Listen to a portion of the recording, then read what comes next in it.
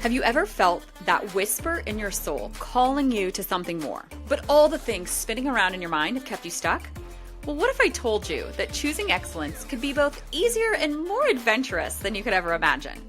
I am Chelsea DeBruin-Colbert, your host of All Things Excellence. I'm a soul catalyst for excellence who leapt off that corporate cliff and left small town Iowa farm life in my 20s to follow my calling, helping women come home to themselves by anchoring into who they're designed to be. I create sacred containers where women rediscover their truth, design their dream life, and transform those whispers into action. Now you can find me running my business from the soccer sidelines as a coach's wife, hiking my favorite Arizona mountain, or back in Iowa with my family, or on an adventure chasing my next sunrise, hot cup of coffee and journal in hand. Through intimate conversations about the stories, the traumas, and the transformations behind choosing excellence, we're creating a collective healing journey together. I believe in diving deep into personality designs, experimenting boldly, and learning life's greatest lessons through our beautiful chaos. Every week, my guests and I are going to rip down the curtains so you can see behind the scenes of real transformation as we explore what excellence actually looks like.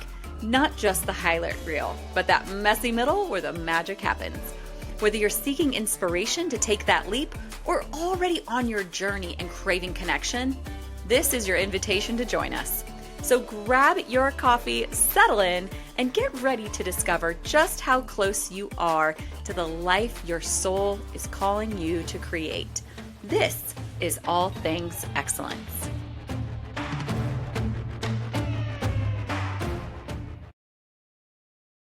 Hello, All Things Excellence fam. Today I am bringing to you, I couldn't do life without her in a million ways. I couldn't do life without her as my friend, but in very, very, very seriousness, I would be so dramatic to say that I probably physically would not be alive if she was not in my life. So I'm not kidding. She's shaking her head and laughing, and I'm going, I'm not even kidding.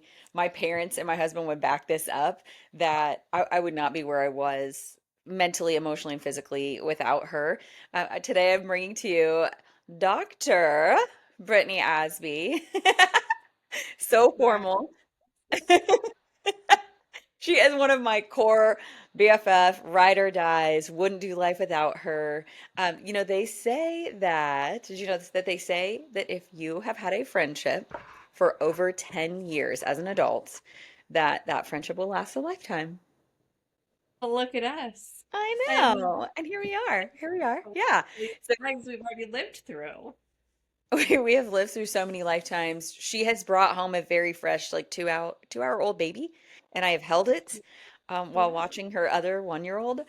So, yeah, we've been through the things. So basically, we were both from Iowa. We did not know each other in Iowa, but we did land in Dallas, where her and her husband were both chiropractors at a clinic, and my husband was working there doing, I don't know what actually Kobe was doing at that time, but he was there as well working, and I Yeah. would stop.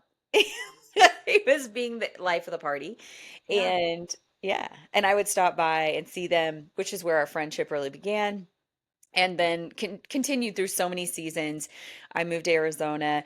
She moved back to Iowa, and we'll get into more of the story of us. But today we're going to talk about. We'll talk about a little bit about long distance friendships because we've now been long distance friends for 6 years. It's been 6 years since I moved away from down the road. And we are going to talk about hot topics in our clean, holistic living. And y'all are going to want to really listen in today because all y'all that feel like you can just never be good enough, you can never do enough, it's never organic enough, you never get it all right, and you just think, like, how am I supposed to be this woman who has the career and kicks butt and takes names at all the things and only buys organic and doesn't, take ibuprofen and never drinks coffee, God forbid, stays away from all the things. I'm gonna let y'all know the greatest gift to my life has been Britt because years ago, where my Enneagram 8 wanted to do nothing but excellence, she would always meet me there and go, okay, but you also have got to live your life. So I think that, yeah, she also has a son who's an Enneagram 8. Lord is good. So she Lord gets to is good. She gets to understand me a little bit more every day.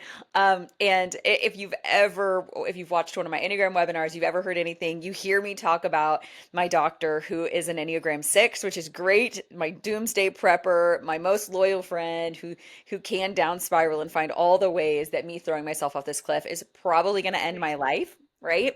I'm super extreme, and she just makes sure that I stay alive. But her husband is also a 9. Our husbands could be playing video games against each other right now. No, your husband, he's gone.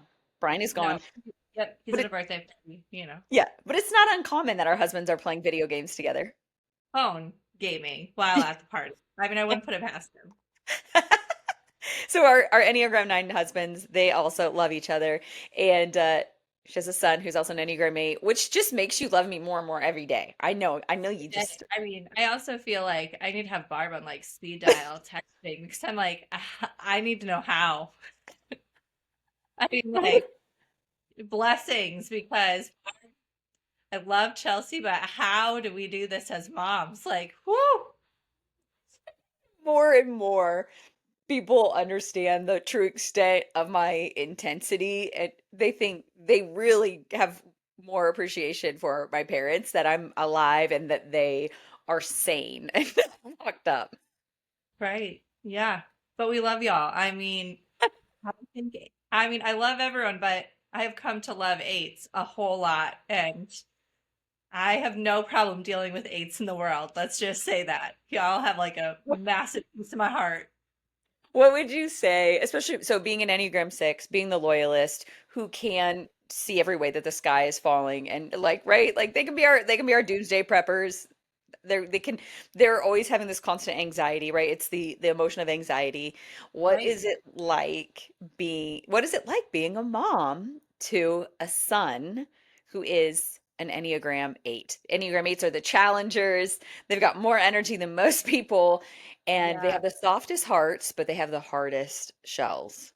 absolutely. I mean, he is, I mean, I feel like the Lord just knew exactly what he was doing with him and giving him to me when he did. I mean, it's just so funny that I mean, it's not funny, but it is how the Lord works, right? Like the Hmm. Lord gives Hmm. you things that you are not prepared for, and like I prepare for everything, but out of everything, it's like, this is not, I mean, the timing was not what I was thinking. The life that I was at with that, I mean, it was just all the things, but I am also just so grateful and he has challenged me in ways I would have never ever pushed myself or challenged myself. And I'm grateful to him for that. And I think that so many parents say that about their first child because you don't know what you're doing. I mean, all of us parents are just trying to figure things out. I mean, that's life in Hmm. general, right? It's not Yeah. just parents, but speaking to him, Hmm. you have no idea what you're doing. And he has challenged me about that I have no idea what I'm doing. And honestly, I just feel like that has helped my confidence of saying, well, we're going to figure this out because I have to have an answer for this kid. Okay, so you might have an Enneagram 8 child if they challenge you on how you are parenting them. Everything. Yeah, everything. Yeah. Everything. He has no I will idea. say, like, I can look back and go, I was a handful. Yeah. Yeah, I think that He I could remembered too. everything, and I like forgot nothing. Like Enneagram 8 as children, just forget nothing, and they've always got the receipts. Yes. Oh, I mean, he'll bring something up from, I mean, he is only 8, but he will bring something up from years ago and be like, Mom, you said blah, blah, blah. And I was like, you're not wrong. And you know what? I learned that that wasn't correct. Yeah, So we so we're are gonna changing change. things. And growing up, I heard all the time, like, we're doing it this way. Sorry, dog, big dog head.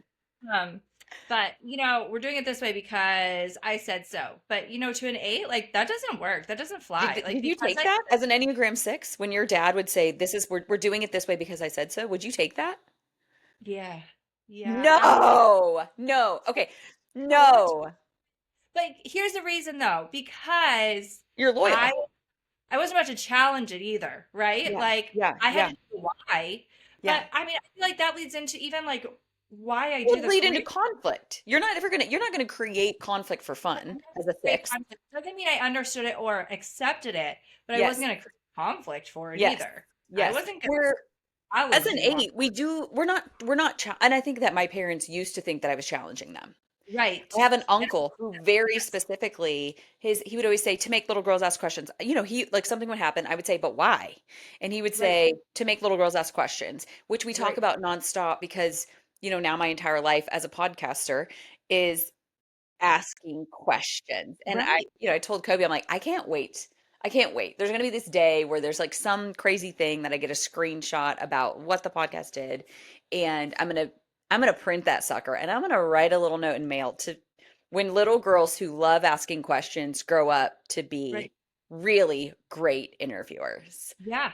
You know, Yeah. and I'm not doing that like it's no like brokenness inside me to prove a point, but it is a thing. He did always, I think he did feel like I was questioning him and challenging him. And I think my Mhm. parents did at first. And then they got to this point where they realized, oh, she's insanely curious. Like she actually wants Right. to know why. Not why, because not Yeah. why from this vindictive place of who are you to tell me and you're not in control. Why from this place of, okay, but like actually why?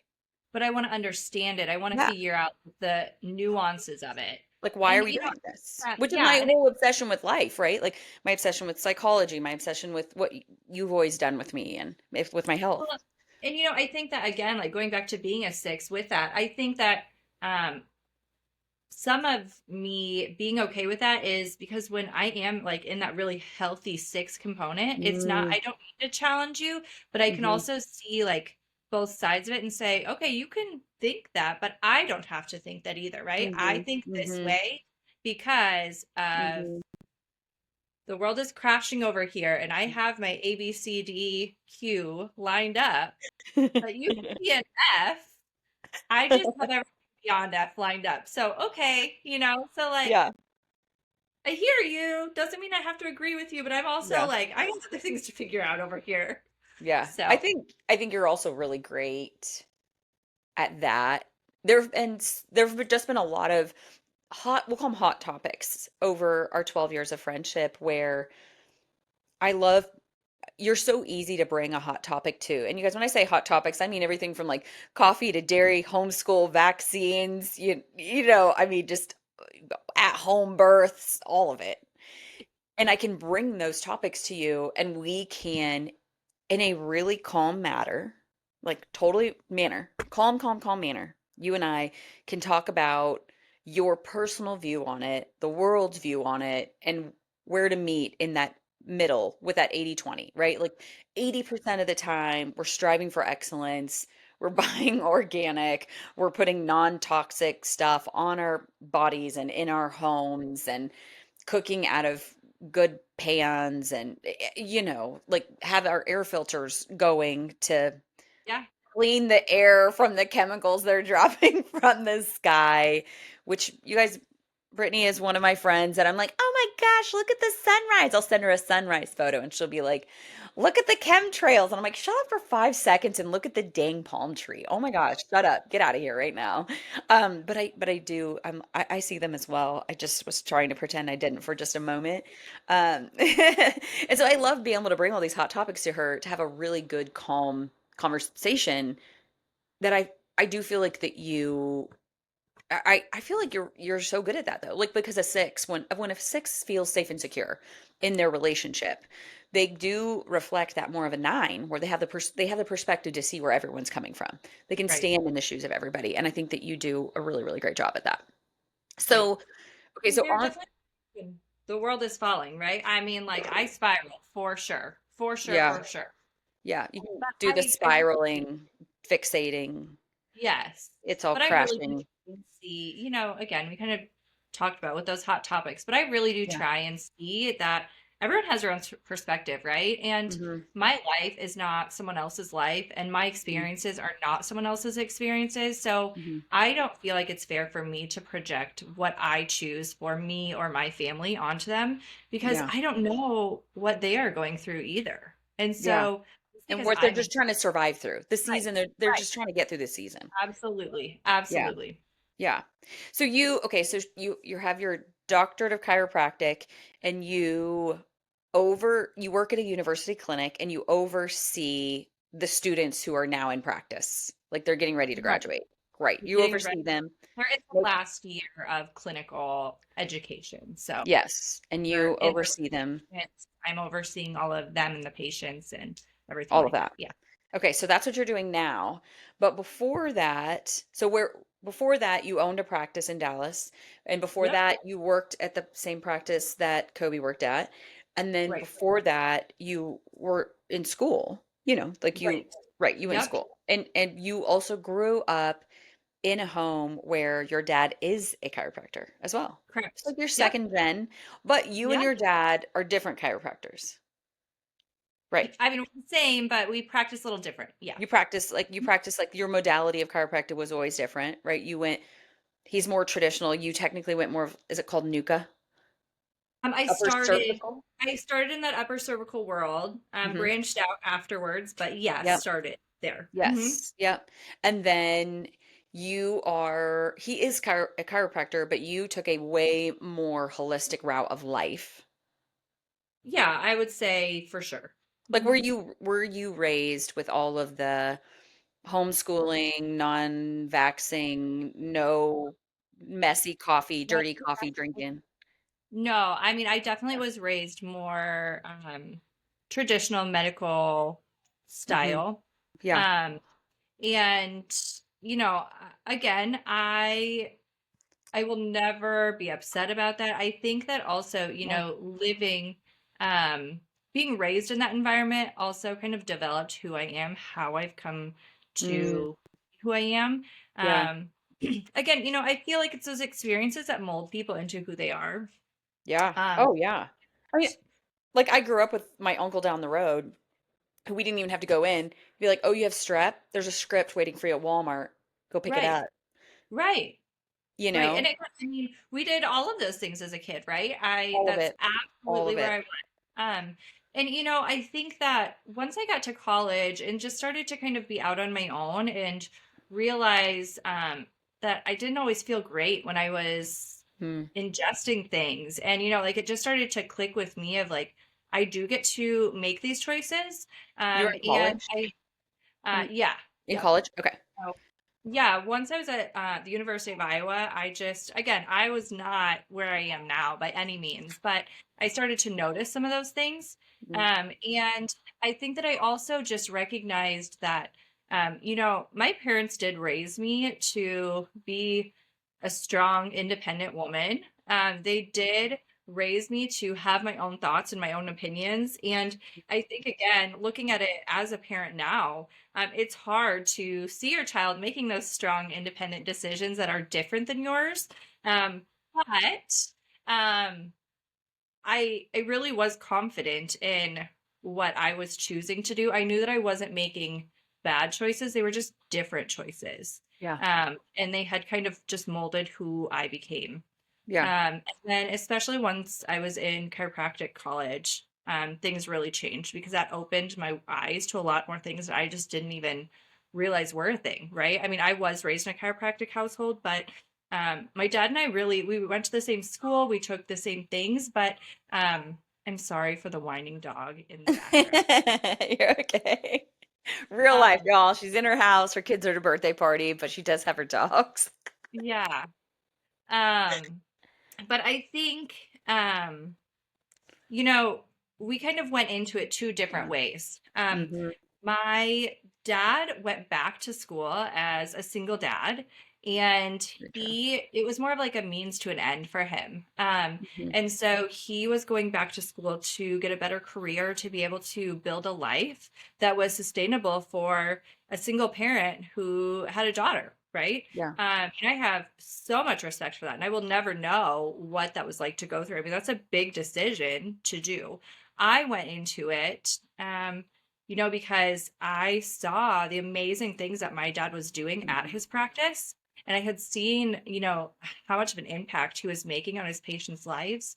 And I just loved the idea of being able to help and support the body with just a touch of a hand and really letting the body do what the body was good at, right? Yeah. Like your body is so capable. And I always knew that and trusted that and thought that. Hmm. And I really liked those why questions, right? I wanted to know the why behind why our body would get sick, or why would our body heal the way that it does, or Hmm. why was something healing at this rate versus this rate, right? I wanted to know all of that. And so, um, again, it's not that he didn't have those questions, and he's a genius. I mean, he is so smart and so capable. And still to this day, I say, like, the best adjustments I ever get are from my dad. He has an amazing hands. Yeah. Um, But but he that just is separate yeah, from how you view, that's separate right. from like you weren't raised. I mean, so when I Right. met you and you said that, you said, well, the body was quite literally like God designed the body to be able to heal Yeah. itself. You don't Right. always have to go after like a chemical thing to do it. Like, are we grateful Absolutely. for some of these modern medicine things Right. that we've got now? Absolutely we are.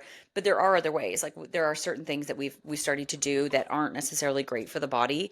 And for me, I was raised so split, right? I grew up where my grandma's like, you don't need that, you need echinacea. But then I also had an uncle who would like, if texting was a thing, you could have written him a text and he would have wrote a script, right? Right. And you could just go pick it up for whatever, which again, strep is strep. You probably should. That can actually be a little bit serious. But I do think that it was this split thing where I'm growing up on a farm in Iowa with a grandma who's like, just take echinacea and eat your carrots. And we're growing everything from the garden and we're having non-hormone beef and chicken that we're raising in our backyard. And then I also had that other side where it was the level of access to medication was a little ridiculous, and in fourth grade, like I had extreme migraines from stress, from being bullied really bad. And he basically had me on like Prozac for kids, which I didn't know. I just knew it was migraine medicine Yeah. until I was on it for about a year and a half. And one of my mom's best friend, her mom saw it when I was down staying with them for a few weeks, and nearly had my mom's head for letting me be on such a strong medication at such a young age. Like I remember her finding it and going, "Why are you taking this?" And I was like, "Oh, that's my headache medicine. I get headaches."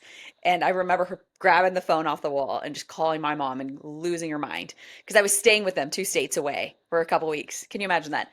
I was 12, and yes, my parents were like, let's send this Enneagram 8 2 states away, 8 hours away for the next 2 weeks to give us all a break. Right. Yes, I know. And then she calls. And so I look back at that and I think really the answer was take the child out of this horrific school that had Didn't need no that. boundaries, that let the parents control. And it was a small private school in a little tiny town in Iowa, absolutely out of control, just I cannot believe I look back at that and go, who allowed these kids to be tyrants for 5 years to this other child? Like I also would have ripped my kid out of the school. And I can look back at that and judge my parents all day, but and go, well, they're just doing their best. They had a million things going on. I can judge my uncle and go, why would you put a 10-year-old on Prozac for kids? Why wouldn't you suggest to the parents, take her out of the school? She's so stressed. She's having stress migraines. Like medication is not the answer. Get her out of the environment. But you know what I mean? Like they were just Everybody doing their does what best. Here we are, but it did contribute to my beautiful toxic load that we've been working on for a long time now.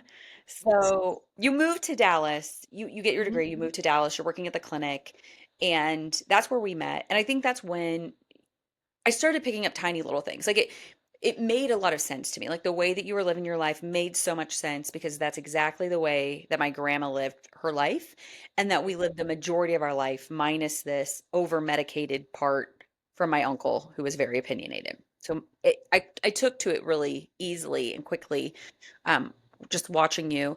And then you guys did decide to step out and create your own clinic. So you bought the practice in Dallas and it was a NUCA practice, which is upper cervical focused. And Right. then what caused you guys to start pivoting? And when you used that machine on my back, was that still the NUCA practice or had you started pivoting a little bit on what type of practice you were doing? Yeah. So again, we were upper cervical, absolutely loved it. However, what we ran into, it's kind of again, I feel like it was like a mashup of the Lord putting things in our place. So um, I have to kind of go into my son's birth story to be able to even Mhm. explain why Yes. we were. So Yeah. again, my son was 10 weeks old, and um, kids were never necessarily in the plan for us. We had been married for what, gosh, 5+ years at this point.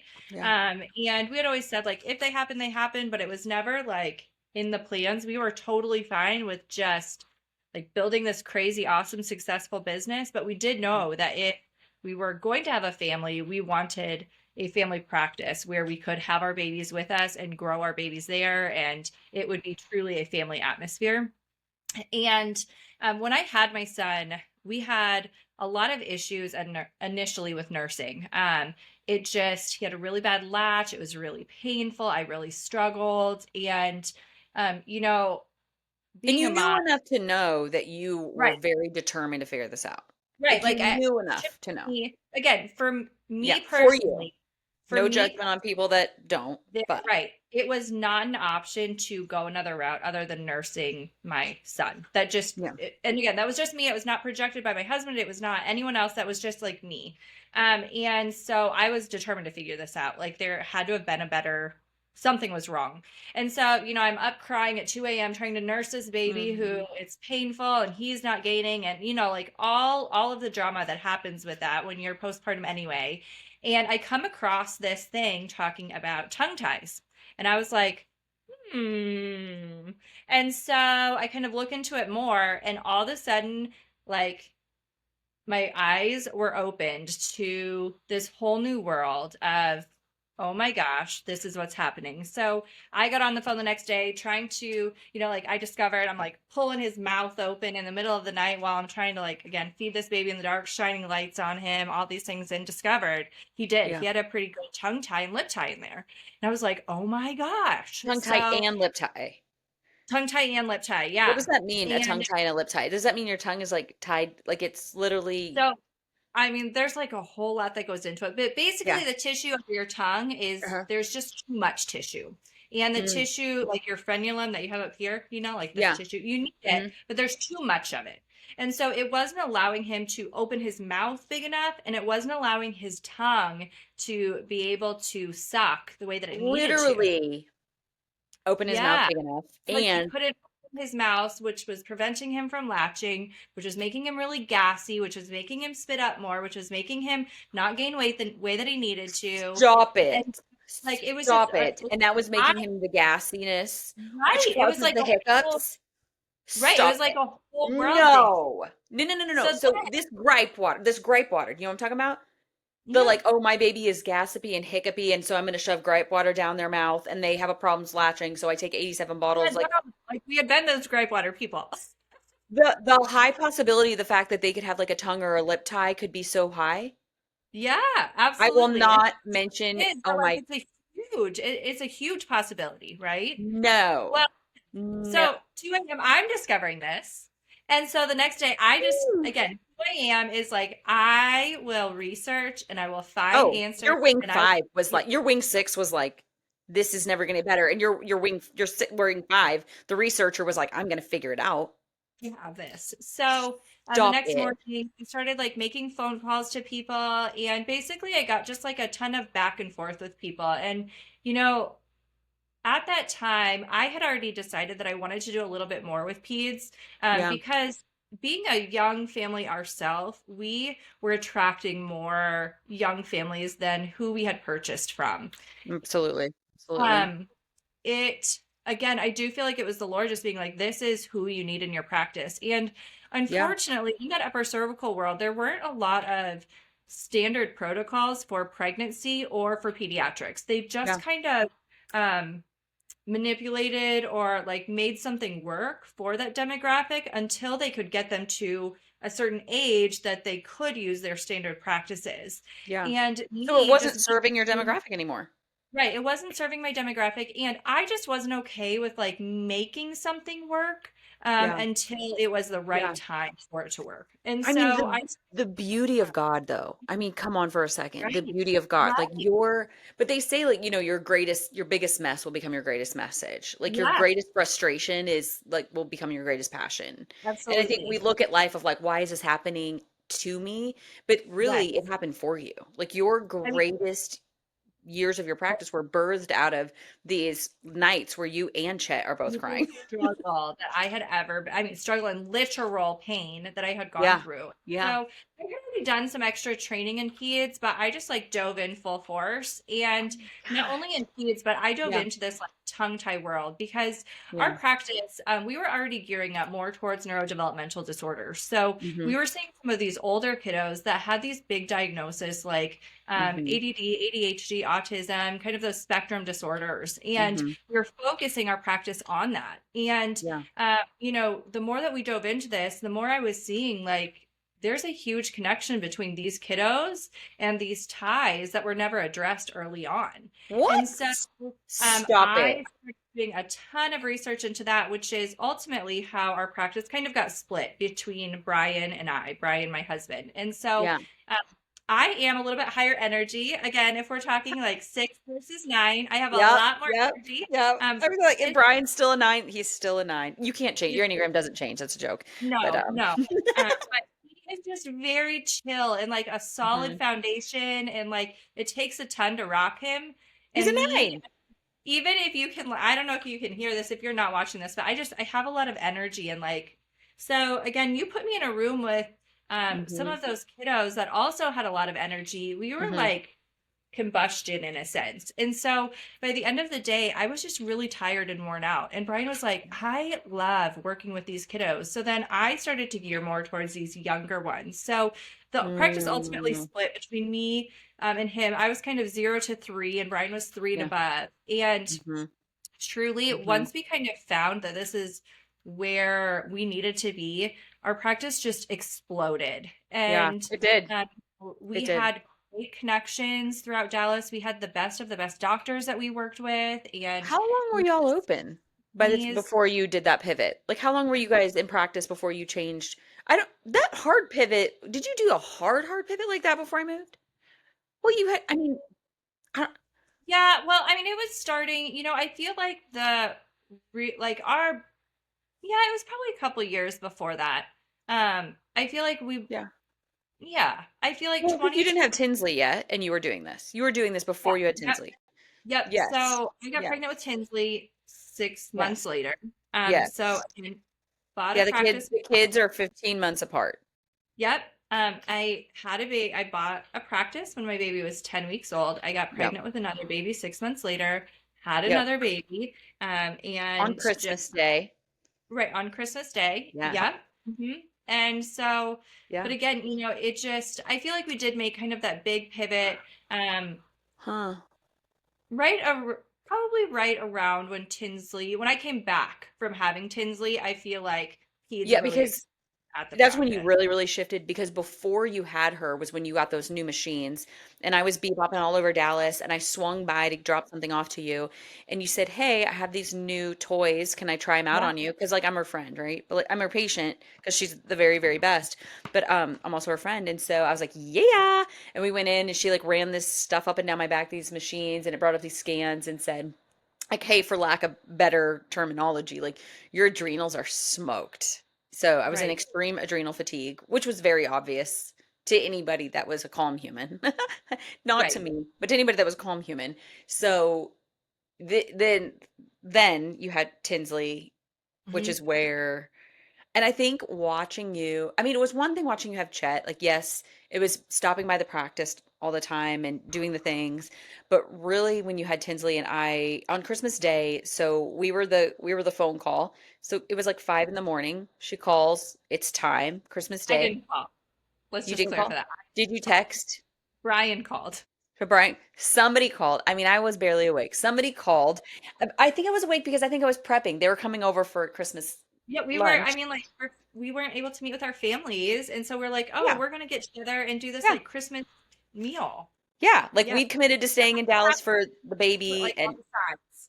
yeah, I was you all were the sides. too Uh-huh. yes, and she was doing the sides. Yes, correct.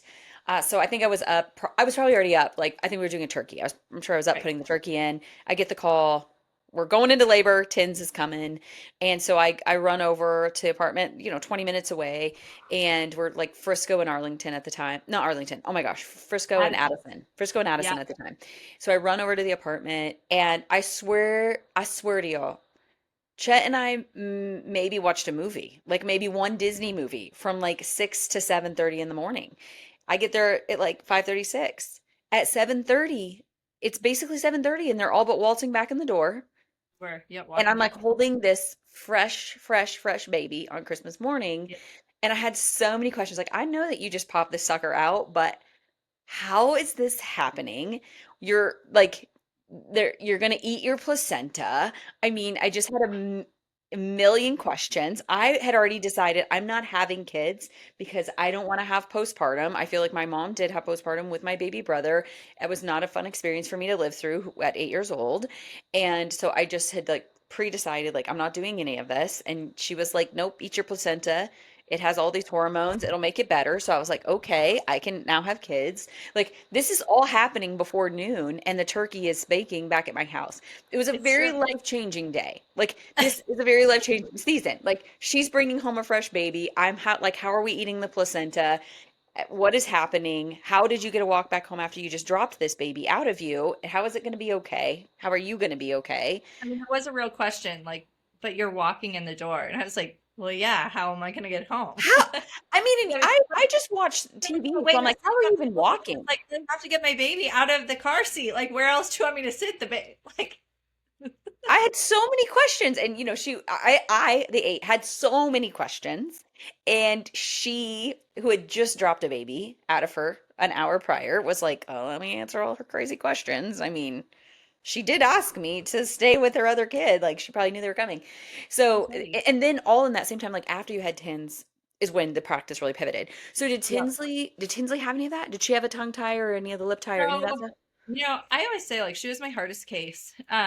Yeah, Obviously once you like grow and know and like add yeah, all this knowledge on there, functionally she was great. She was a yeah. whole different kid than Chet was. Again, like Still Chet is. was great. Yes, still Chet is. and I are bulldozing wrecking balls, and Yes. Tinsley is like Yeah. the flowers in your front yard. Yeah. So I sweet. mean, we always say like the second that Chet came out of me, his eyes have not closed since that point.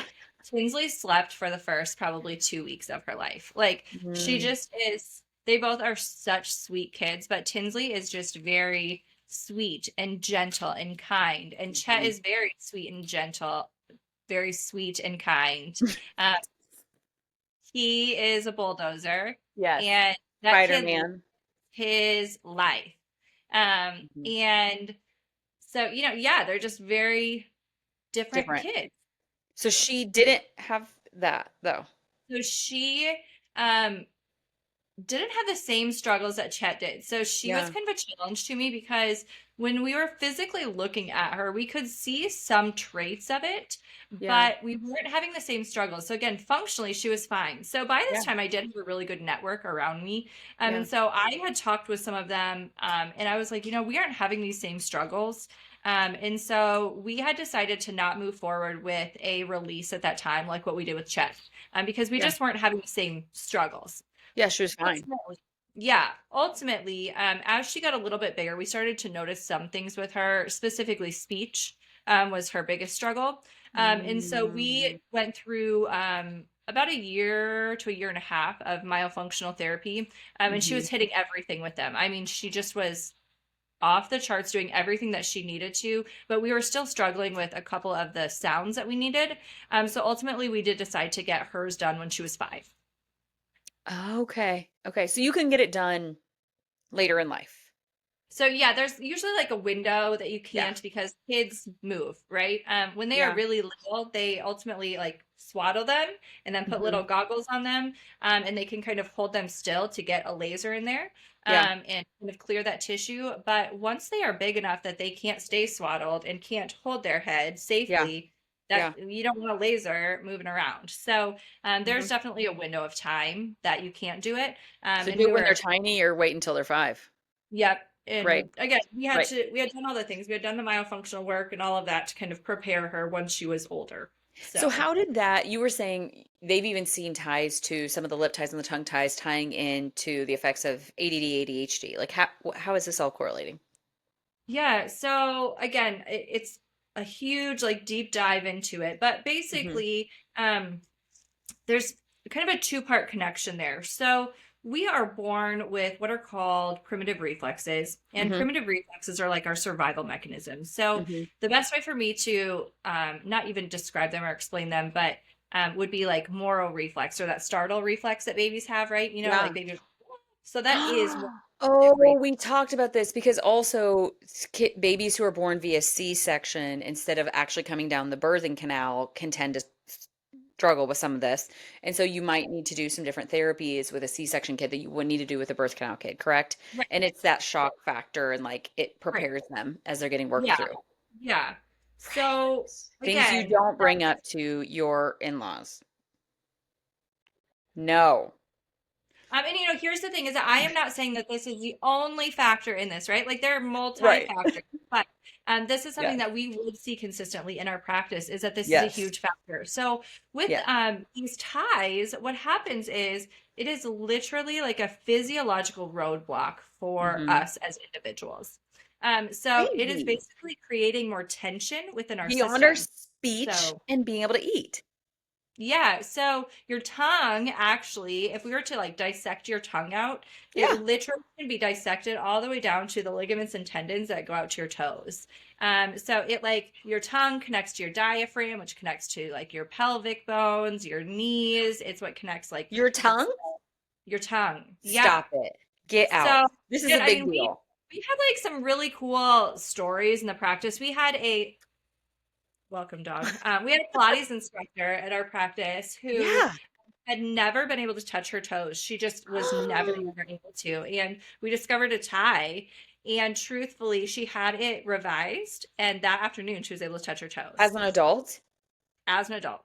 you know that I'm sending you photos of Kobe's mouth after this. I know. I know you will. I feel like maybe we've talked about this once before, but I don't know if I was present enough to like grab onto the Yeah. severity of it. Yeah. Yeah. You Well, I mean, can, like, as an so adult, it's get this. basically yeah, again, you have to do things a little different than if you're a nursing baby, right? Again, you need Hmm. to go through that myofunctional work and things like that to make Okay. sure that we have enough space and tone and things like that for a tongue. But No tongue way. is a really big deal because that's your complete airway, also, Yeah. right? And so again, a lot of times, again, we could go down a Do you think rabbit this hole. has to do too with like the development of, so I always look, my parents were rock stars and extra rock stars, and obviously we know that I had a mandibular setback where I had jaw surgery. My bottom jaw was literally cut off, shaved off, slid back, so I would have this really, really great bite. So grateful that my parents did it. I would do it all over again. I was 17. I had to miss prom because my head was like bigger than a basketball because it was swollen from surgery. Whatever, don't care. I constantly look at Kobe and I'm like, your bite is bad. The way you sleep, your mouth doesn't close perfectly. Like I wish I could mouth tape you, but I don't think I could because I think there's so much from his nasal cavity to his chin that didn't form properly. And I think there's just a lot that needs to be done in there. And for those of you that don't know this, mouth tape every day of the week, because if you sleep with your mouth open, yes, your mouth is forming incorrectly as a child and as an adult. You're not getting that square jaw thing going on, but also then it leads to extreme things like heart disease, right? Like Yeah. sleeping with your mouth open literally leads to extreme things like, yes, of course, dental issues, but it's more of organ issues. And so this could Well, all start with the tongue, like there's so much all of that it. connects. Absolutely, yes. But I Stop mean, it. like we always Stop talk it. about like cute milk drunk babies that have that Yeah. open mouth. And when I Yeah. see that, it's like, okay, like we have some airway issues going on. That means baby can't breathe, right? Like, yes, they're still so cute, but like they Yeah. cannot breathe. And Yeah. so It's not that next, cute. I I'm know. not I'm saying like, look at the sunrise. And she's like, all I see are chemtrails. And they're like, look at the milk drunk baby. And she's like, all I see are open mouth and airway issues. yeah. And so, again, I'm not saying that that's the only factor in some of these big Yeah. diagnoses, but it definitely is a factor in some of Yeah. these. And I mean, so, Kobe went through therapy. I don't know what he had. He had some sort of speech impediment and had to go through speech therapy. And now I'm like, oh my gosh, you didn't have a speech problem. You probably have like a tongue tie problem. Now I want to I text him, mean, get him in here and be like, can you touch your toes? diabetes is a issue with this. I mean, we see gut issues with this. We can see heart issues with Gut this. We can issues? Hi. right. Kobe's a So walking many. gut issue. The other thing with this too is again, kind of the other aspect of that is when we do have these ties that are there, that Yeah. also means that we have methylation issues in the body. What does that So mean? like think, so when we are first formed, Yeah. how we are formed is like back to front, which is why we are mirror images of each other, right? So we start And from the and the first 3 months that we're being formed, if our mom is sick or not, is because of our dad's health, right? So dad is typically responsible for placenta, cord, and long bones. So they are a Which is the huge first factor 3 months of pregnancy, the in first that first trimester. trimester of pregnancy. Yeah. Thank Yeah. you. Okay. We're So just getting it on the record, y'all. But yeah, so methylation is basically our detoxing, right? So how our Yes. body detoxes. But when we Yes. are first formed, it is how our body kind of splits and blends the two. So all that a tie is that those cells didn't get to divide the way that they needed to. They were too sticky and stuck together. So that's why we have that tissue there. Okay. Now, again, with that, that also is what we consider like a midline defect because it's our midline. So we can often see other things throughout their body with Hmm. that too, right? Yeah. So we could see like sometimes these kiddos will see like pectus issues. So like their chest will go in a little bit or pop out a little bit, or again, like so Really? many little issues like that.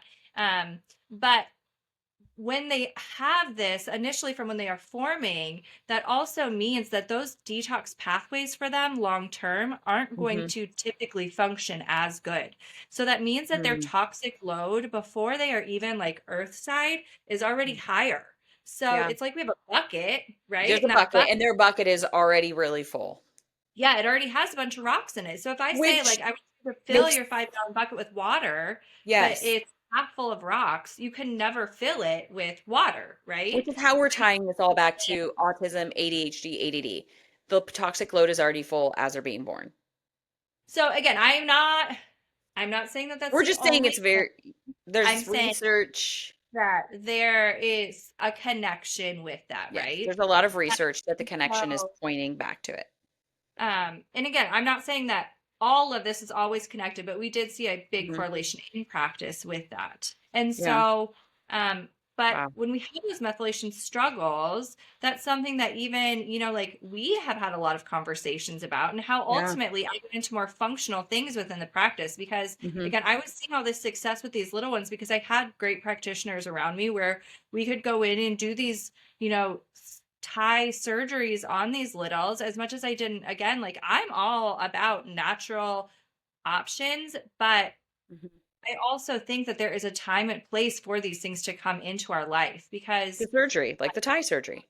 right. And I Right. just, again, I'm always on the side of the parent, right? Whatever every parent feels is best for their family is what's best for their Absolutely. family. But I also Absolutely. feel like as a practitioner, you are coming to me for my knowledge and advice and my education. I'm going to tell Hmm. you those things so that you Yeah. can make the best informed, educated decision, right? Yeah. I feel like you can only make the best decision with true informed With all the consent. And so information. I'll tell you the information and you can choose what's right for your family. And some families would choose to do a surgery and some families would choose not to. And guess Yeah. what? I am high-fiving both families and I am here to walk that path with you no matter what it is. Because you truly have no judgment. And I've always felt that from you I as feel your like as your friend who, yeah, like she's always been my friend. She was my friend first and then has been my doctor for a very long time. Like the I would there's nobody else that I trust more. People can tell me a lot of things and I'm always going to vet it through her because I know that she knows my capacity, you know? right. And you'll always bring back to me the here would be the ultimate thing that you could do and the goal, and this would what in my personal opinion would be the very best option. But here are other options, and now we need to figure out within the capacity of what you can do right now in this moment, this is what's going to be best for you. So talking methylation meaning the toxic load that these kids are being born with, is that where you got into these scans? Was this Right. methylation? And you guys, I want to pump your brakes if you think that this is some cheesy health and wellness club thing that you're going in and you're getting your infrared sauna and then they're pulling your hair out of your head and scanning it and printing you a report 20 seconds later. That is not what this is. That is not. It is way more extensive than that. It is taking saliva, taking hair or nails, and sending it away to a lab for multiple weeks before a report comes back. It is not like, please hear me, it is not that anybody can buy a scan at a wellness club type of thing. That is not what this is. So, but is that then seeing the toxic load, these little kids with high toxic loads, is that where the scans then started coming in? Combination of that. So Yeah, obviously I was seeing these kiddos, I was yeah, seeing a lot of these moms and families that were coming in. I had done a ton of yeah. studies and extra, work outside of just not only peds, but I had really dove Hmm. into the fertility world for a while too. Just trying to again kind of put all the pieces together. I wanted to 'Cause know from that like would beginning be to end of like what is creating this, right? Because because again, high that's toxic load child is coming from high toxic load parent. right, right. Bingo. And so, Gotcha. these parents are coming in and they're like, I am so grateful that we are finding this out, but I also want more children. And so, like, Yeah, how can I prevent this in the yeah, future for other babies? And yeah. so, again, doing thousands of hours of work into this and diving into this to find more, it Hmm. just really opened the door to me saying, okay, our bodies were designed to Hmm. work perfectly, right? Hmm. Now, Hmm. we know that they don't. We Yeah, know that there are so many layers to that. But what can we do? I mean, my whole goal as a chiropractor is prevention and to hmm, support people in preventative things for their yeah, bodies. So, what can I do to not only take stress off that nervous system, but where can I see that these struggles yeah, are into play? And so that's ultimately what got me into this bioenergetic testing because yeah. I can tell people so much. Wait, Like say we that can again. Bio what? Bio, bioenergetic testing, bioenergetic, bioenergetic bioenergetic testing, testing. which we're gonna dive deep into because this single-handedly changed everything for Kobe and I. And this is what really saved my life. Like initially 7 years ago, we started getting into this, the toxic load, my adrenal fatigue. You were like, you really got to stop this, which it's really you can't like it's one thing if your doctor's telling you this, but then your doctor that actually sees you all the time as your friend is telling you this, and you're like, shoot, she's gonna know whether I'm doing what I'm supposed to be doing or not, which you're the one that introduced me to Whole30. I started living more of a Whole30 life, paying way more attention to, not eating Chicken Express and being on the road for 12, 13, 14 hours a day. I started prioritizing my sleep. I cleaned my act back up. Like I grew up very, very, very, very clean. I ate very, very clean food. Yeah. And until I was like 28. And then I put my head down and I was just so career driven that a lot Yeah, of stuff had gone to the wayside because I was more focused on winning and achieving in my career than I was taking care of my body. But I was emotionally working on my body, but Britt was the one who was like, "Okay, you do all of this emotional work, all the therapy, all the coaching, all the things. Like your physical is contributing to all the challenges that you're having with the emotional." right. Which was 7 years ago when you like really grabbed a hold of my little face. But then you're seeing all this, right? You're getting into the peds, you're getting into the toxic load, the methylation load thing, and then insert in bioenergetic testing, which if the adrenal fatigue is stopping me in my tracks and making me just stop running a million miles an hour didn't change and save my life, then she comes back again and like here she comes again a few years later and saves my life at the next level. So how long ago did you start doing bioenergetic testing? It was probably Because uh my first one was July 2022. yeah, I Was my think that first I one. probably started to get into it. I started to do research into it like 2020. Mm-hmm. And then I kind of took the dive in probably 21. I did it with myself and my family because I'm Mm-hmm. always going to bet things on us. Yep. We're always gonna be our own guinea pigs first.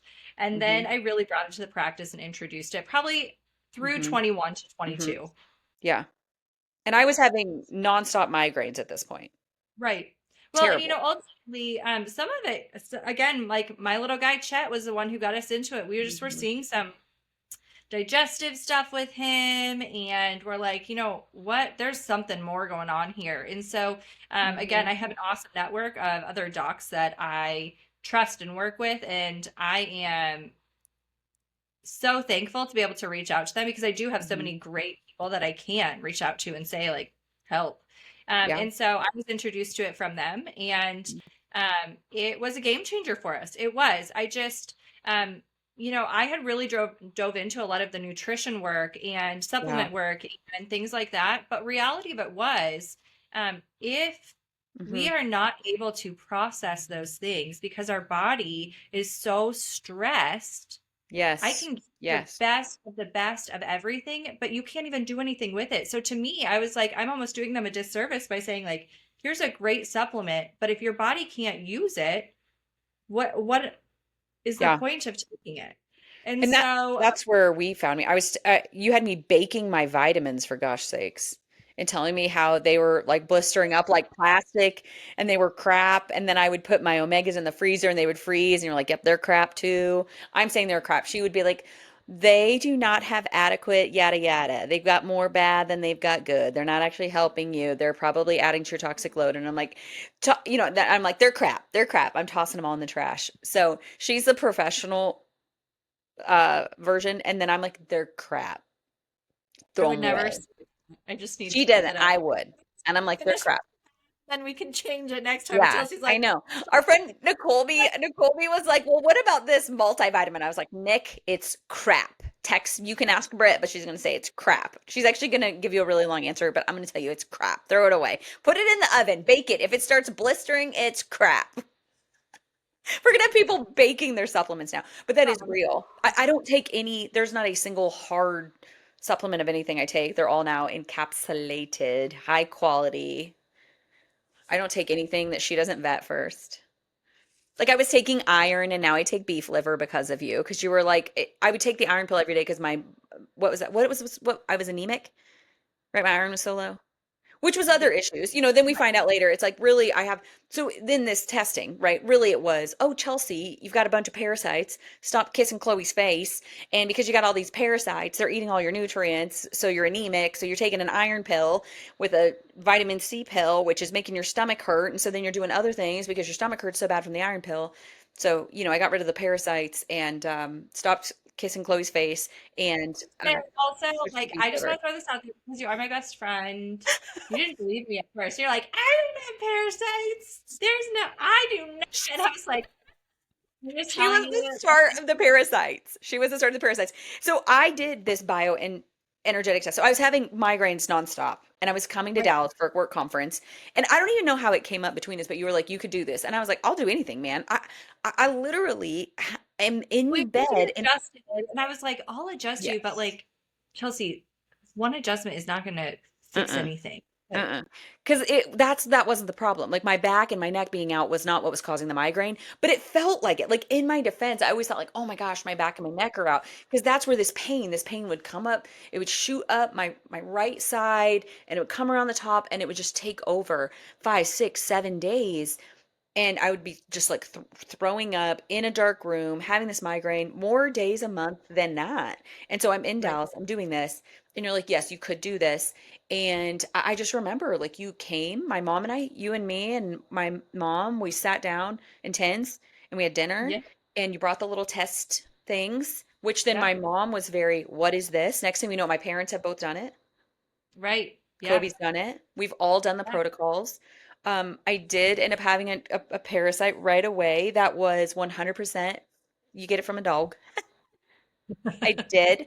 But in the test, it was in this bioenergetic testing is where there was a lot of allergies I'd already known about from being a kid. Like I'm anaphylactic shock allergic to a lot of dyes. We already knew that.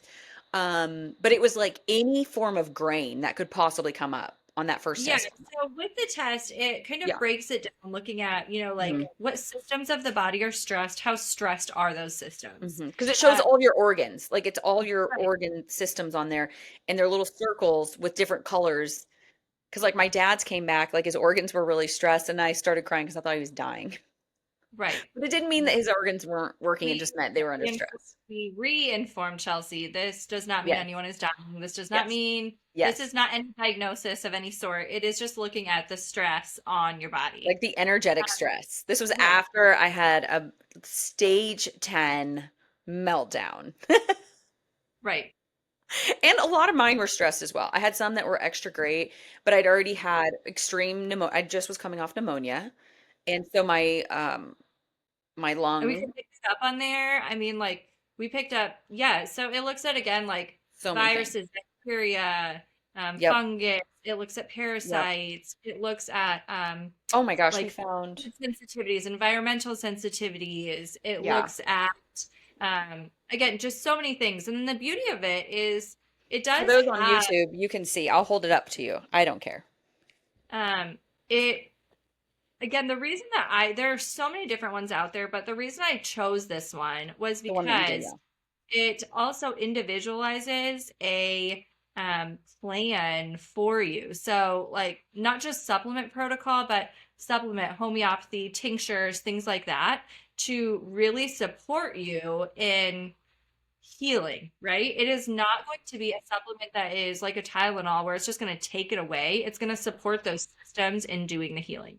Because the Yeah. reality of it is, again, like, our body was designed to be able to handle these things. It's just when we get too many of them at one time, we can't handle it anymore. So, Yeah. again, do I think that our body should be able to expel and handle parasites on its own? Yeah, They I should, it do. should. I But mine Yes, was it's so stressed and my body was not dumping correctly. right. When we are so tapped out and so stressed out, and things aren't functioning the best way that we can, sometimes we have to Yeah. give it extra support. And so that's the beauty of this protocol. It's safe for all ages, it's safe for Mm. anyone to do. And so it was a game changer for, again, so many things. And I saw it Yeah. not only with my family, but then again, like, we Mm-hmm. saw it with you and Mm-hmm. so many of my patients, that this Yeah. was such an underlying thing. Because, again, I can give you guys the best recommendations for things, but when that body is so overloaded and tapped out, we Mm-hmm. just can't. And it's almost like layers, right? It was tons of, we worked on this for, we've worked on this for years. I mean, Right, I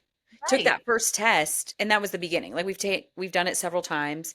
I had a lot of things that came up, like basically every grain that could possibly be, soy sauce, which we already knew, MSG, which we already knew, food dyes, nitrates, things like that. We already knew all this. I'm quite allergic to, I'd say now at this point, like, you say there's sensitivities and allergies, right? There's things that your body's sensitive to. So if your load is already pretty heavy, your body's going to go wild. But on the day to day, you're probably okay. And we did find from this that I straight have there is a gluten allergy. It has not gone away. Kobe has a white and wheat flour allergy, instant congestion from that. We did find that from this.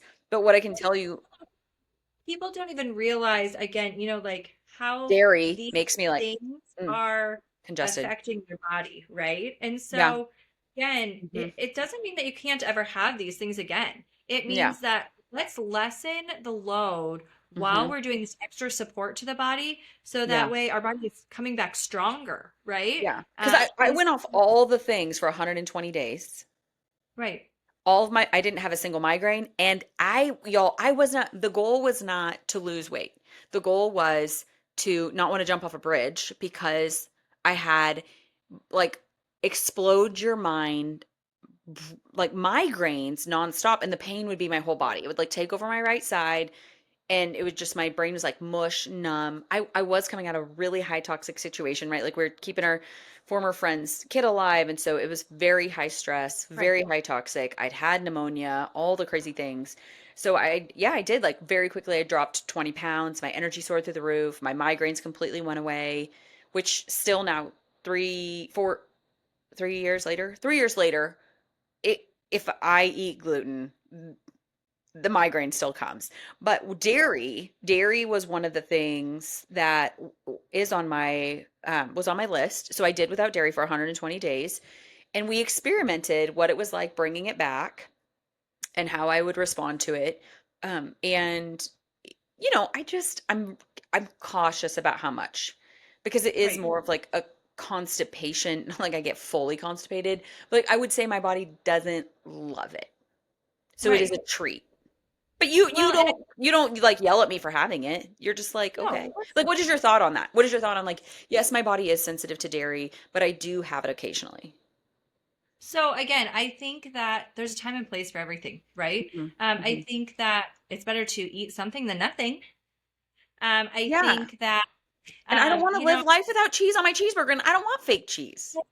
here's the thing is, like, I do, again, being around so many moms and families and, just the conversations that we've had, I have so Mhm. many people that come in and they're like, oh my gosh, like I have to throw out my air fryer now because I can't have, like this black stuff on my air fryer. Like how am I going to do this? How am I going to do that? And I was just having a conversation with my students about this. And I'm like, here's the thing, guys. It's like, we can't do everything all the time. We Mm-mm. can't, because Mm-mm. guess what? That's just Mm-mm. adding to the stress load. Mm-hmm. So, Thank you. That's not helping. The right. Like that's stress what I'm of trying to be saying. perfect, right? The stress of So, trying to be perfect is greater than the Wi-Fi at night killing me. right. Do you have a And so Wi-Fi kill switch though? and no. You don't? Yeah. Mm-mm. Yep. See? Nope. And everybody has their 80/20, right? Like, would I love to have Yep. it? Sure, but like that is not my focus right now. And Yeah. so where I really, really try and talk about 80/20 lifestyle. And you know what? Reality of it is sometimes 80% is the worst things and 20% is the good things. But it's okay because that's for Mm. a time in my life. I mean, again, my son is at a birthday party and he is living his best life right now, eating who knows what. I mean, you know, He's eating cupcakes from Costco with a lot of food dye he's and probably cane and eating, not cane like sugar, like white sugar. and he probably has a Mountain Dew in his hand, thinking he's like the coolest kid ever. I mean, we did Valentine's this year, and he asked to give out cans of soda, and I was like, "Screw it, fine. I hope you enjoy your life, but you only get one." Like, and so Day to day, you don't bring soda in your house. like this is happening No. this period. And so, Yeah. but I do just feel like, again, some families like having Hmm. soda in their house is what Hmm. is best for them, but they choose to Hmm. have a perfect car seat in their car, right? Like Pick doesn't have you're any. you're so good at picking your poison. Everybody has to Hmm. find what is part of their 80%. But Mm. again, for me, my Yeah. 80% has to be what can I achieve? And for me, we Mhm. choose personally to try and eat the cleanest that we can possibly eat during the week. And then Mhm. things are going to happen again. Like we're going to a hockey game tonight, and I can promise you my kids are probably going to have Dippin' Dots with their $5 concession stand dollars, right? Like, Yeah. and is that something that I'm excited for? I am excited that they're going to have that memory, right? Yeah. But is that something that we get all the time? No, that's what they're getting once a month, and they probably won't have it for another 3 months, So right? Chet's Everybody has to bioener what it is. yeah, find it flow. So Chet's initial bioenergetic test brought up that he couldn't have eggs. So for quite a while, y'all had to live life That's, without him having eggs. I mean, like, I have lived the life.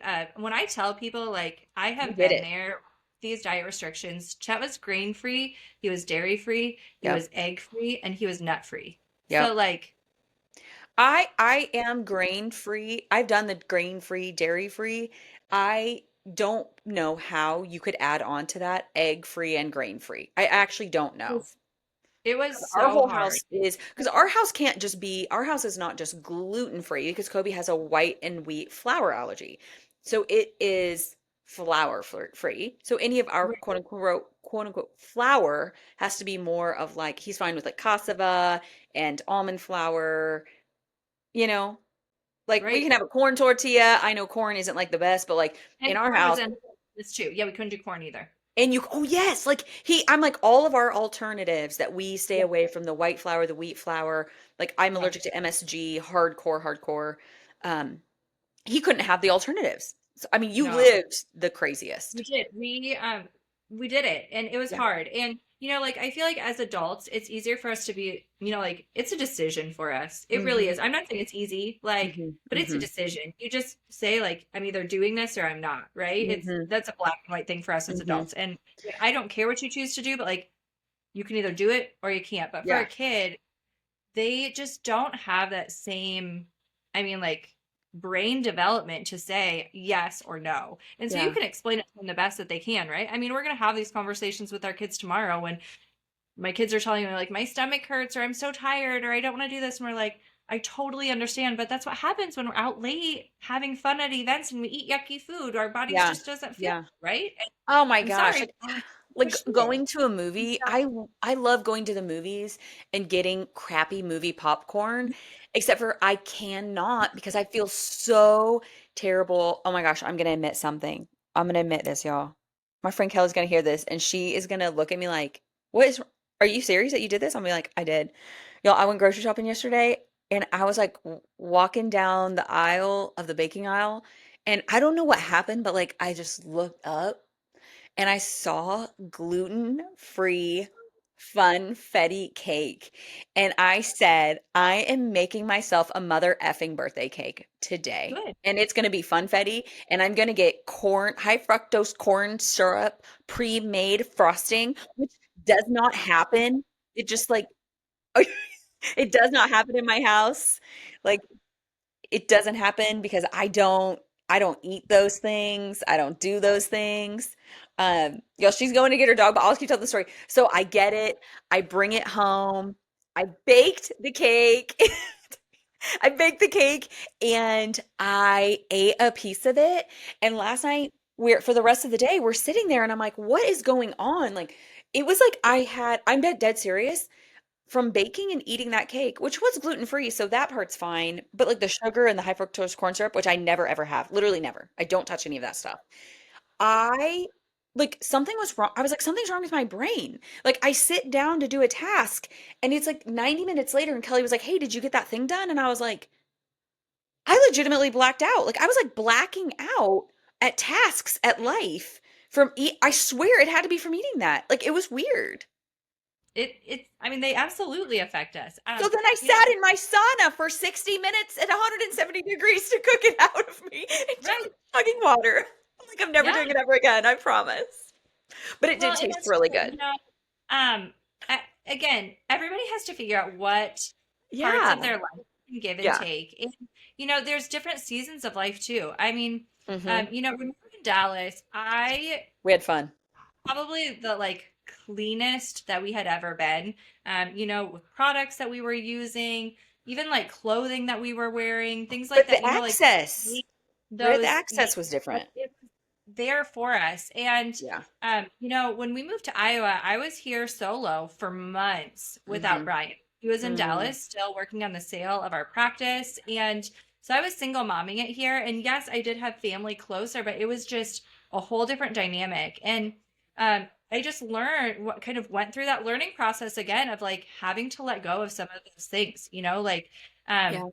we were really strict in a sense on what we would feed our kids and eating. And Yeah. ultimately, like it came down to like my mental, emotional, and like physical capabilities of what I could do for the kids. And like school lunches had to go by the wayside. Like I couldn't make them lunch every day anymore because my capacity just wasn't there. And it wasn't healthy for me to continue to lose sleep and not be able to do things at home, being single mom, Yeah. to make them that school lunch. And a Yeah. lot of people may be like, oh my gosh, that's such an easy thing. It takes 10 minutes. But that was You one didn't have extra thing it.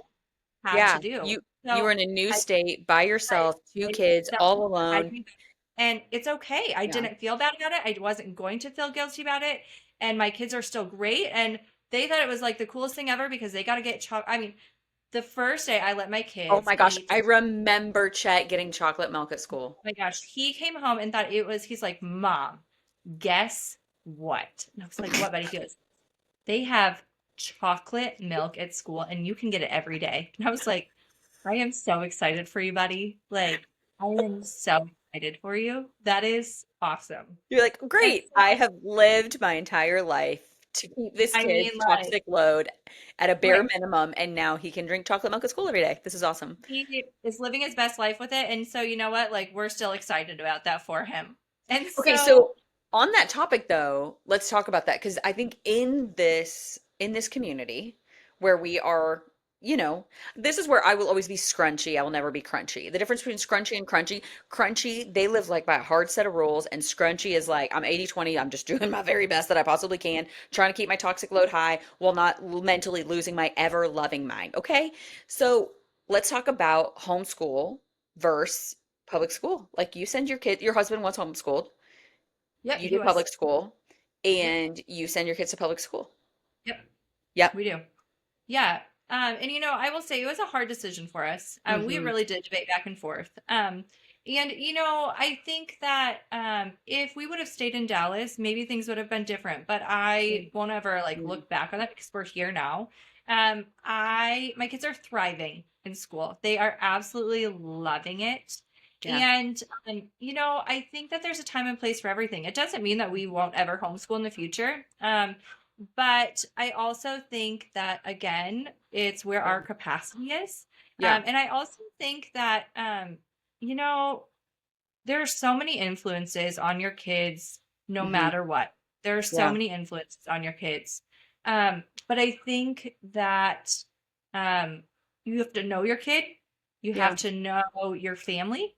You Yeah. have to know um, what do I think? I mean, I always like joke with Brian. I'm like, I'm not smart enough to homeschool our kids. Like, Yeah. I couldn't He do is it. really smart. But also, He's like, I mean, you I could. think that there's a lot of judgment out there that it's like, oh, well, you just need to make this sacrifice and have one parent not work and stay at home. And I'm like, that's literally not an option, okay? Like Kobe, we've done it. We've had Kobe be home. And he's terrible at it. It's not good for him. He needs to get out of the house. He needs to go do things and have purpose every day. And so him working, he's never gonna use an education. So somebody needs to pay the bills. And people are like, oh, you guys can figure it out. And I'm like, unfortunately, due to a lot of choices we did make when we moved to Dallas, that's not an option. Right. Like we lived a very great fun life, which Yeah, means we now both work, right. right? Well, and I Like think it's not too, an, like it's not always an option. And I yeah, think people think like it is, you just have to make the sacrifice. And I'm like, no. Like we right. that's not an option for us. And I don't think saying like, oh, like it's not Well, always and an option that one person could yeah, quit and homeschool the no, kids. Brian and I have talked about it so much, and Hmm. I I'm sure that well, not sure. There are days. I mean, even just last week, I was like, Yeah. Brian, can I just be like a stay-at-home mom and like live my best life doing that? And he was like, sure. How are you going to replace your income? Right? Like he is my I mean, champion for, I always have ideas, but whatever. yeah. All right. But he would 100% be like supportive of it, but he'd be like, Yeah. we got to figure this out. Right. Yeah. But You'd I have to do also, something. Like you'd still have to do something. but I also think I really do love what I do. I mean, I Mm, really, really yeah. do. And Yeah. I think, you know, I have kind of got out of the fog of new baby life. I mean, my kids are 7 and 8 now, so it's not even like that Yeah. was just yesterday. But, um, you know, I loved having my kids with me 100% of the time. But it's really hard to bounce back and forth too. And I am really proud of being able to show my kids that I can work and I can, you know, also provide things for the house. And, Yeah. there are just so many different conversations that we have at home that it's okay for me to be a working mom and it's okay for me to be a stay-at-home mom and it's Yeah. okay for so and so's mom to be home and it doesn't make anyone any different. This is just I did choose this career path because I do love it and I did Yeah. love it. And it doesn't mean that again it will be what I do forever and always, but I'm really happy right now. And I think that mom does deserve to be happy with being mom, but also Hmm. happy with the career that I chose to do. Yeah. And I want them Can you to see imagine that. Chet? I think Chet needs that, I do. I right? think that, He and needs it. I he does. I think that he has even said multiple times like I want to be homeschooled, blah blah blah. And I was like, but buddy, I don't think that you really realize what that Mhm. means. Because I think you think that means that you could play video games and you can't. Like that's not what it is. Mhm. And so I think that he really, really needs that interaction. I think that Tinsley Sure. would be fine either way. Yeah. But and Chet would be fine, but it's so good for him to be around his peers. He Yeah. thrives with them. Um, I hate saying y'all having a I don't want to use the words like y'all having a break from him. Like I am the grown-up version of him, but I can see where our personalities are very challenging and strong, and I think we wear most people out at a 10 times more rapid rate. yeah, So it's I just nice that somebody else also shares some of his challenging personality in the well, day and for I 3 think hours. it's good for I think it's him great for to him. not just mom says this or dad Mhm. says this. Mhm. It is. Yes. Even Yes. like he'll come home and we'll do spelling words and he'll be like, "How do you know it's IE something. And I'm like, that's just how the word is spelled, Chet. Like, I don't Yeah. have another answer for you, but like Yeah. to say, look, this is what your teacher has written out. Like, this is what you wrote. And he was like, oh, okay. Like Yeah. Tell mom me you're an didn't 8. make Just that up. challenging it and questioning it. Their Yeah. basic need of an Enneagram 8 is to come against. Right. And I think that, but I think it's good for him to Yeah. see that other authority too. Like, we're all Yeah, I on do. your side, but like, I you do. need to see there is other authorities that are Yeah. laying a path to support you. Agreed. Agreed. I love that. I just think it's not, I just always think like it's not a hard and fast thing. So, you guys, we're having Dr. Asby, Dr. Britt. We call you Dr. Britt, right? Because Brian's Dr. Asby. We Dr. Brian and No, Dr. Britt, husband, all the same. we- We will definitely be having her back, basically against her will, because she loves me enough to come on here. But it's not your favorite thing to do, but you do. no, not at You do all. love me. And I love helping the collective. I love helping the world with things like this because it has radically changed my life. Like it did help me get rid of my migraines. It did help me get a hold of so much inflammation. It was 2 years ago. I wasn't sweating. I was feeling really funny, really brain foggy. You were like, your We lymphatic talked is about so static. much of, So we did yeah. it again. We went back to the testing again. And I don't think I would probably go to say as bad as that ascaris roundworm parasite was that popped up on the test. And then I worked through at my local wellness center. As bad as that was, I would say it probably lived there. They had probably lived there for a while, but we hadn't peeled back the layers of the onion to them yet. Correct? They were, Had that conversation too. I yes, mean, I had said, like, it's gonna be Chelsea, layers. don't yet. Like, it's still coming up because we're not there yet. Because Yep. again, like, if our body isn't capable, if our body doesn't have enough Yep. storage to get rid of things, it's not going to. Because as you Mm-mm. know, that was a whole So my journey. lymphatic was like, bring, we're done now. And we had talked about that too, right? I Hmm. was like, Hmm. Chelsea, like, you are not going to get rid of all these things until we get this lymph going. Like, you've got Hmm. to, and you were moving. But I'm like, but that's not what we need. Yeah. We need My drainage was setting. crap. It was absolute Yeah. crap. And we talked about like how you needed Hmm. to change what exercises you were doing. We talked about Yes. like there were so many things that we talked through because again, that Yeah. environment is Yeah. so important. And We have so 7 years. I mean, we've been friends for 12 years, but the last seven, it has been a 7 year journey of one thing at a time that we have changed from the workouts. Like I can't, or I love Orange Theory workouts so much, right. and I cannot do them. No. They're the worst thing for my personal body. Yeah, it makes me sad still. Maybe not always and forever, but Yeah, until you at this put time. one. It Yeah, is. yeah. Okay, so can I shoot before we let you go this time? I know this time. Can I shoot some rapid fire things at you to like drop a hard and fast? I'll start with easy things. Your opinion. Your opinion. This is your opinion. Okay, rapid fire. Coffee. Love it. I love it. Yeah, but you don't drink But it anymore. I No. I allow myself one a week. Yes. One a week. And you have replaced it with? Nettles tea. I've Hmm. replaced it with I now Matcha. make matcha. I also drink my chocolate protein hot, so I feel like I'm getting a sweet treat of hot chocolate when it's actually my protein shake. Yeah, matcha mostly and Yeah. Yeah. Because coffee yeah. just, it's not the caffeine, right? It's just coffee in general. Well, again, I mean, Most some coffee of has it was mold. Most actually coffee is, really funny. Last year was really rough when I was doing everything by myself, and that yeah. tapped me out. Like that tapped into a ton of my reserves. And Yeah. so I just want to give my adrenals a little bit of break. Um, Yeah. and I really want to just Okay. reduce. Matcha has a little bit of that caffeine in there, so that still is a little Mhm. bit touch and go. But it's a But I cleaner caffeine source, correct? A little bit different. Yeah. Well, and where, I mean, I was just getting basic coffee, right? Like, I mean, I Yeah. would find my favorite coffee shop and get it from there. Coffee is full of mold, so it's That's why truthfully I so knew bad. it was a mold thing, right? Like it's full of mold. Like, so you got to make sure it's, But that's why I chose like the matcha that I do. It's not just like a off the shelf matcha. I do have a clean matcha, so it makes me feel mhm. better You about get peak, having right? that. Um, and you, PIQUE. yep, peak. You got Yep. it. Peak. Yep. So yeah, yep. Okay. How about dairy? So good, clean, raw dairy, I think can be great.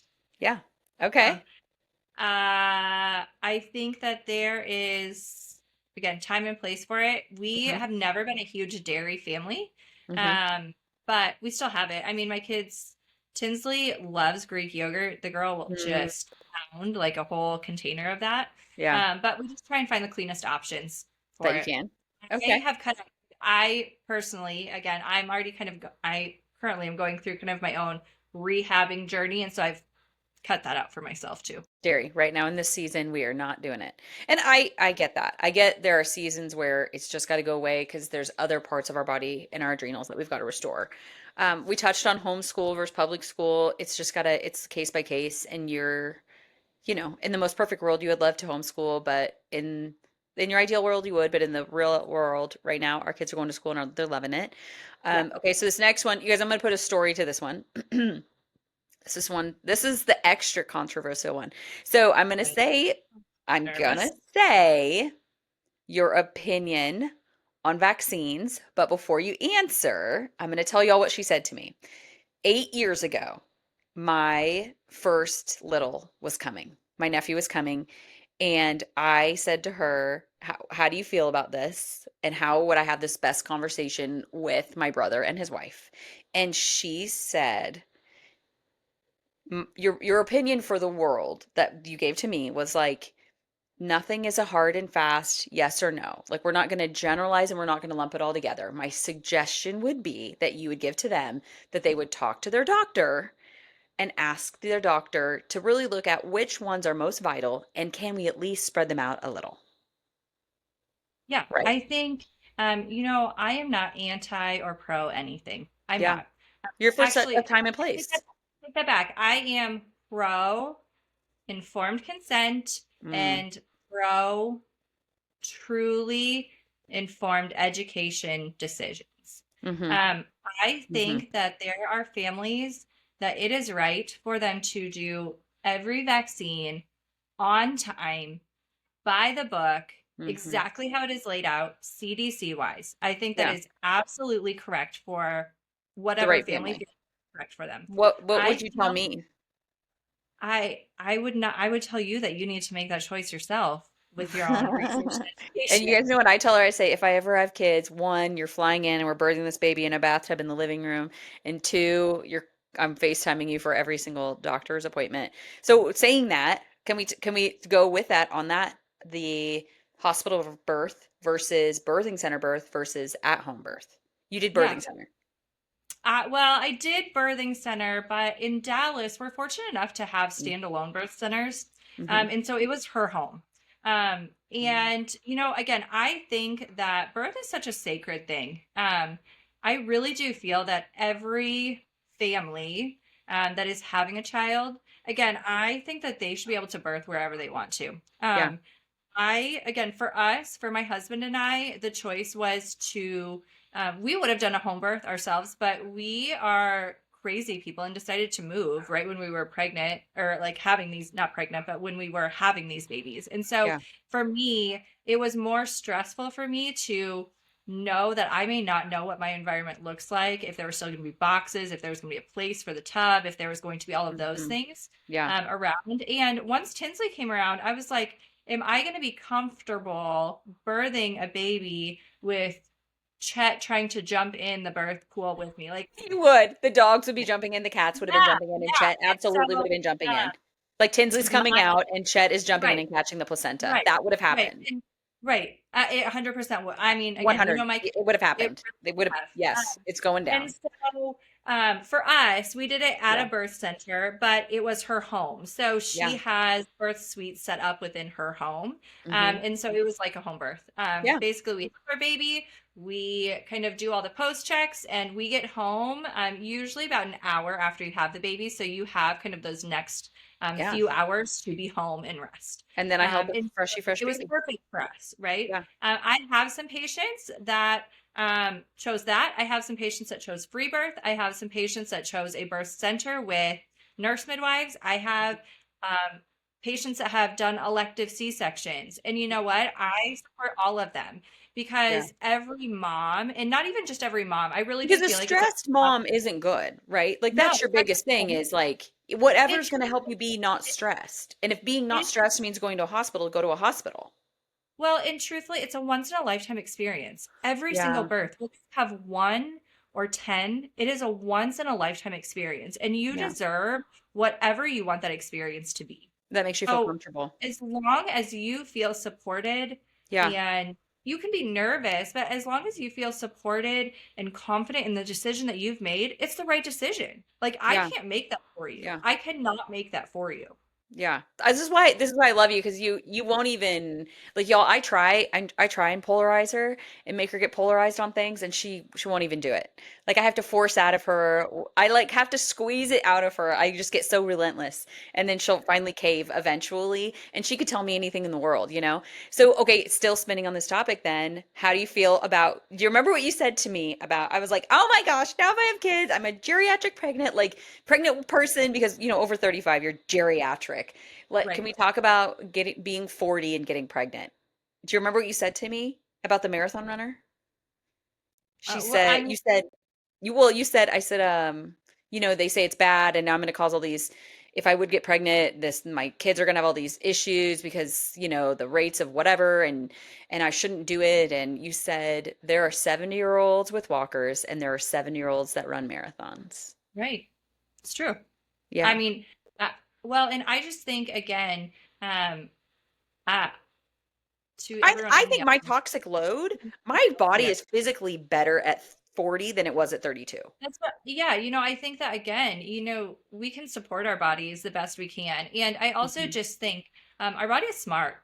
Like Yeah. if we are Yeah. still having a normal natural cycle, Yep. our body is not intelligent to have a normal natural cycle. Yep. If we're having a normal natural cycle, our body is still capable of Yep. having a baby. I Because, mean, like, okay, dropping that on no. birth control. I've never been on birth control, which is a huge factor in all that. Mm-hmm. Hmm. And I just think too, again, like it doesn't mean that there can't be struggles, but who's to say that there aren't? I Hmm. mean, like I Hmm. I was blessed to have a great pregnancy with Chet, but I do think, Hmm. some of the things that we've run into with Chet is because we weren't as prepared as what we should have been, and I was You're 20. talking your physical bodies when you Right. conceived. That's what you're talking about. Because you had Yeah. said that to me 9 months prior to conception is when this baby, all the things in your body 9 months prior to conception, that's when this is all getting pumped in, correct? Well, so It 120 matters. days for that egg, right? Okay. So mom's Hmm. egg is 120 days. The Yep. egg that you are creating 120 days prior to when you conceive will Okay. be that So baby. is that 4 4 months? Like so But at the time we're recording this, guys, it's the middle of February, so March, April, May, June. So my June egg drop is being formed right now.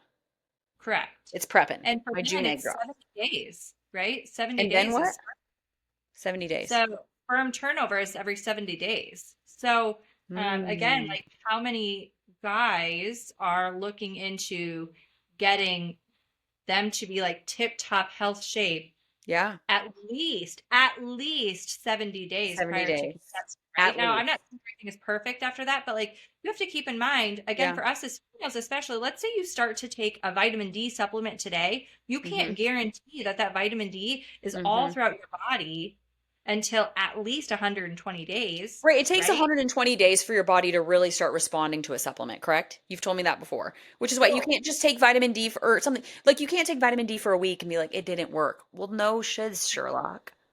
right. I mean, your red blood cell turnover is 120 days. So again, like we got to give our body time to actually like use and absorb and Yep. get function from this, Yep. right? So, Yeah. and we can't really speed that process along. I mean, Yeah. again, that's Right? part of like the perfect You can't body biohack that.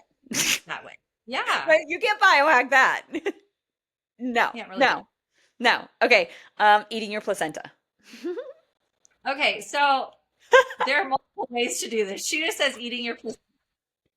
Like So eating your placenta. What? I did choose to encapsulate my Yes. placenta, so I wasn't Yes. like putting it Yes. It upstate. was not, yes, we weren't eating it for dinner that night. No. No. She didn't come I home with it in a bag. So what? Yep. The reason I chose to is keep in mind that placenta takes over all your hormone function while you're pregnant. Hmm. So once that is gone, your body has to start creating those hormones again. And Yes. so this is a way for you to replenish those hormones that are yours Hmm. during that phase of time. They're So encapsulated like an omega, correct? yeah, no, I mean Yeah. it's like the liver. It's Yes. literally they looked like a beef liver Yeah, capsule. capsule. And so when I said this to I brought this to my mom. You had told me you were doing this, and I was like, "Whoa, what?" And then you said it has been proven to help with things like postpartum because it's hormone support, right? I brought this to my mom, and my mom goes, "Well, that makes sense. We live on a beef farm, right? We have cattle. We watch them. They have cow calf. My parents have a cow calf operation, so they literally have the cows that are birthing the babies, and there's a placenta. The mom eats the placenta and then she goes and takes care of the new baby. Like it's a real thing. And so my mom was like, "Well, that just makes sense to me because that's what the animals are doing. So it would make sense that we would too." Yeah, Yep. so it's great. I know. I'm just saying, guys, if that ever happened, just so you know, it's going down. Birth control, we kind of talked about that. It dictates your hormones. So Brittany did a conference one time that I was at. I was there. Well, I was there as her friend, but also I was helping run the event, and we just talked about all the effects of birth control. And this is just, can it? We will get into this another day, but yes or no question. Does being on birth control dictate your hormones enough to the point that it dictates who you're physically attracted to? Is this true? It does, Yeah. right? Yes. Yes. So when you get off birth control, your hormones change and who you're physically attracted to can change. Absolutely. Absolutely. Right. And so birth control flattens out that up and down swing of progesterone and But you just estrogen. create it at all. It depletes it. It is like you're done. It mutes it kind of, right? Right. Right. Yeah, you're not creating those hormones at all anymore. Correct. Which then you need those hormones. You need the estrogen. You need the progesterone. You need that swing back and forth to be able to get pregnant and also function as a woman, Right. I mean, right? there's many functions for that, but yes. There's many functions, but there's a lot. Like it's just not so simple as it cures your acne and makes sure you don't get pregnant, Right. right? Very I complex. mean, It's worth that's digging really into. good. Birth control is really good at preventing pregnancy. I mean, like that's what it Yeah. was created for, and that's what it's Yeah. really good at. So again, Yes. time and place. I am Yes. not saying no to it. I'm Yes. saying time and Yes. place and But you should know what research. it's I'm saying do the yeah. research. I've never been on birth control in my life, and the math isn't that hard. There's even an app for it, right? Her research though and her presentation just sold me even harder on it. So, okay, very, very, very last one, which is very historical because recently a photo surfaced back on the internet with both Oh, of us being yeah. all 29 years old, no wrinkles, bright-eyed, out at 1 a.m., not getting our adequate 8 hours of sleep with alcoholic beverages in our hands. Where I know. we wouldn't be caught dead now. Where do you stand today, personally, for you on alcohol? Yeah. So, Yeah. you know, it is very rare that I will have Hmm. anything. There's zero benefit to it. Zero Yeah. benefit to alcohol. Yeah. And Like you don't need it to be more confident or no, comfortable and or my relaxed. alcohol, gosh, it's probably he would have the date, but it's been years now that Mhm. Brian gave up alcohol. Yeah. And I will occasionally have a glass of wine or something like that. Mhm. But truth be told, it's so sweet. All of the people that brought us like congrats champagnes and things Yeah. like that when we sold our practice. And I have 5 bottles still sitting on top of my fridge. Like we just, My aunt and it's, uncle were just here, and I was like, "How much of this do you guys want to take?" People keep bringing alcohol, or when they come stay, they leave alcohol, and I'm like, we just don't drink it. I don't have time to. I when I mean it, I truly, and I don't care. People can do all what I think people think that we're judging them if I'm like, enjoying a good time with you. I just am not going to. I just don't want my brain and my body to feel like mush. Like, and I don't need it to relax. I know how to relax my own nervous system. I don't need it to have a good time. I am a great time all by Right. myself. And I'm Yes. saying this from a girl that I probably drank every night for years and years and years and years and years. So All right, before we let you go, we'll let you go, but what kid just walked in the door? Yeah, Chet and Tinsley and Brian. You want to come What? say hi? All of them for all of our YouTube people. Here's Chet. Hi, buddy. Chet, can you say Yes, hi? yes. Say hi. Hi, Tinsley, the freshest baby I ever held. The freshest baby. If you're not seeing this on YouTube, they're the sweetest, most beautiful kids. So brilliant, so beautiful, so kind, so sweet. And then Brian, her husband, who is also a chiropractor, also works at the school. He and my husband are really great video gaming friends. And Chat will also wait. What? Just video game friends. That's Just it. video games. I should have Yeah. had Brian here. I should have had you here for all of these yes or no questions because you would have given your opinion. Oh, for sure. Yeah, Yeah, you we'll do a double date night some night with the four Yes, of us. so fun. Yes, we'll bring the guys in, the two Enneagram 9 guys in, Okay. and what that's like. It's a really good time. So, all right, all things excellence fam. We will put her contact information in the show notes if you are interested in learning more about the bioenergetic testing.